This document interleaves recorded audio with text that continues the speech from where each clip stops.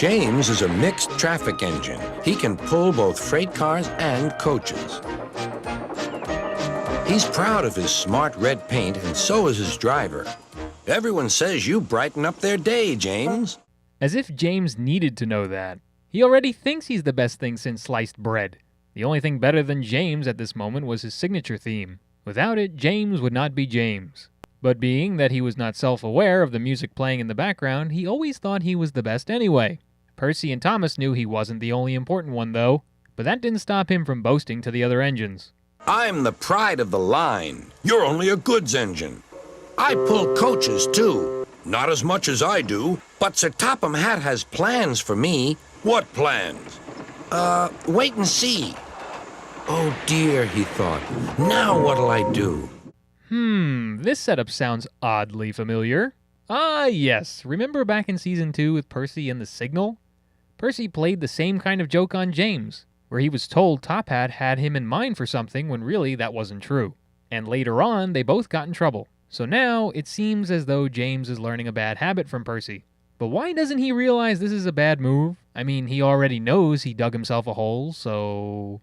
Later in Knapford Yards, Thomas was getting rolling stock ready for the other engines. One set of which were brand new express coaches for Gordon. Not according to James, though. Actually, Thomas, I'm taking the coaches. Sir Topham Hatt asked me to tell you. What about the cars? Asked Thomas. Give them to Gordon. Come on, Thomas, said his driver. Orders are orders. So he is pulling a Percy move. Does James not remember the result of the last trick? Come on, dude. And why is Thomas's driver a bonehead for taking James's word as gospel? Doesn't matter now, though. Nevertheless, James got his wish and took Gordon's coaches out on the run he was going to do.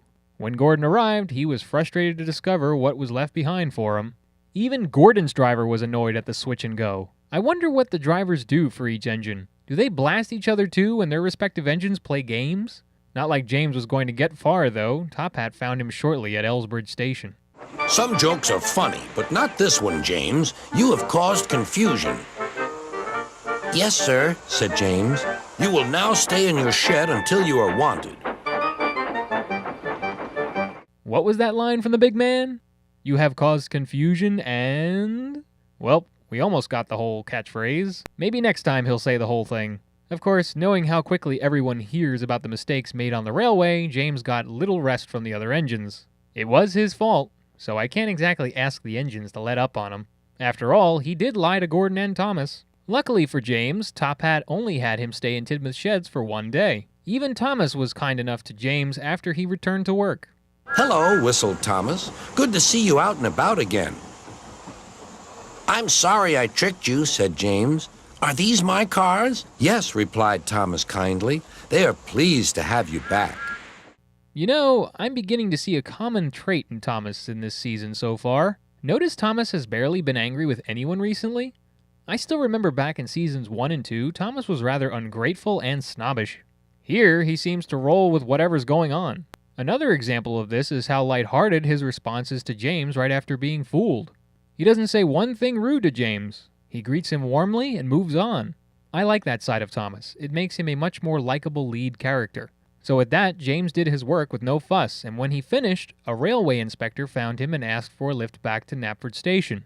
Feeling it was an opportune time to impress a significant official, James and his driver quickly agreed and brought him to Top Hat.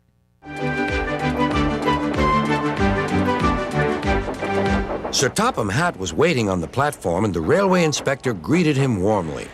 This clever engine gave me a splendid ride. You must be proud of him. Yes, indeed. Once again, you are a really useful engine. That was a quick redemption. But in all honesty, what really made the railway inspector ask James for a ride home was due to the fact that he behaved himself that day. When you do the right thing, the universe will treat you right. And that's exactly what James got that day. He cooperated and didn't go around bragging to everyone. This was a nice little story for James. At the start, a fan might think this may end up turning into a Gordonism narrative, or might resemble that of the episode from Season 2 mentioned before. It is actually rather startling that James took something Percy did that backfired and expected a different end result. I'm not sure how he justified that when he too was involved with Percy's blunder. All in all, the message of the story is to do what is asked of you, and good things will come, as shown by the railway inspector. who I just figured out is the same guy who had to use his bootlace to fix James's train in James and the Coaches of Season 1. It actually is the same figurine, but I'll make believe it was someone else. Or it was a long time ago. Location-wise, this entry utilizes a number of well-known spots.